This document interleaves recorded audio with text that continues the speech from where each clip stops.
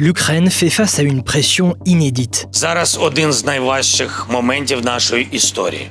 Зараз Україна може опинитися перед дуже складним вибором.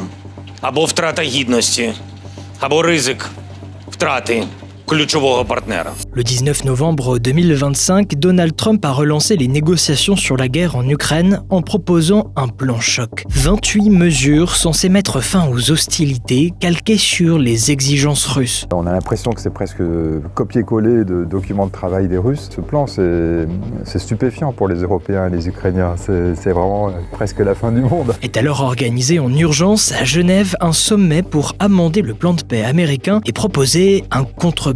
Philippe Ricard, journaliste du Monde, était présent à ce sommet. Il nous explique les enjeux autour des négociations et ce qui risque l'Ukraine.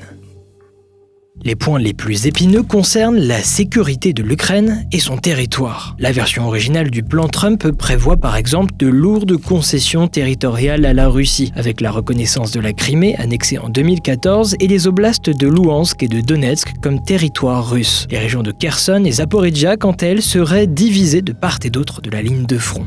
Le plan imposerait aussi à l'Ukraine de réduire la taille de son armée à 600 000 soldats contre environ 800 000 aujourd'hui et qu'elle renonce à adhérer à l'OTAN. Des mesures impossibles à accepter pour l'Ukraine. S'il cède à Poutine à ce stade, il est très clair que les Ukrainiens sont exposés à une nouvelle offensive d'ampleur dans 2, 3, 4, 5 ans, 10 ans peut-être, qui là les mettrait totalement à genoux. Poutine a plusieurs fois montré patte blanche, a su pousser ses pions, mais depuis 2014, depuis l'annexion unilatérale de la Crimée, on a compris que Poutine n'était pas digne de confiance. Volodymyr Zelensky et les Européens poussent donc pour maximiser les garanties de sécurité et éviter un accord qui mettrait la souveraineté du pays en péril. We are clearly at a crucial juncture. There is finally a chance to make real progress toward a good peace.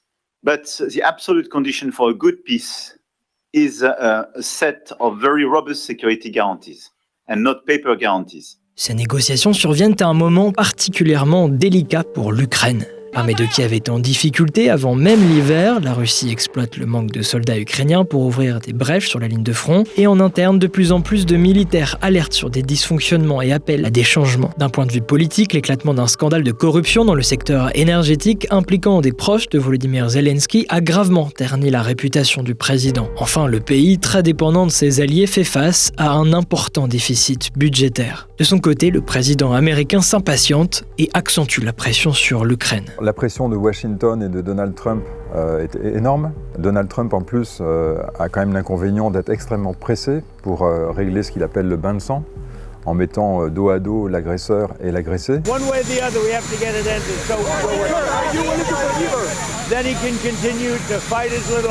Si l'Ukraine refuse, il est possible que les Américains suspendent définitivement toute livraison d'armes et, encore plus grave, refusent de partager leurs renseignements, qui est un atout très important pour les Ukrainiens, pour cibler leurs frappes en profondeur en Russie, également pour être alertés des attaques massives de drones et de missiles qui ont lieu quasiment chaque nuit en Ukraine.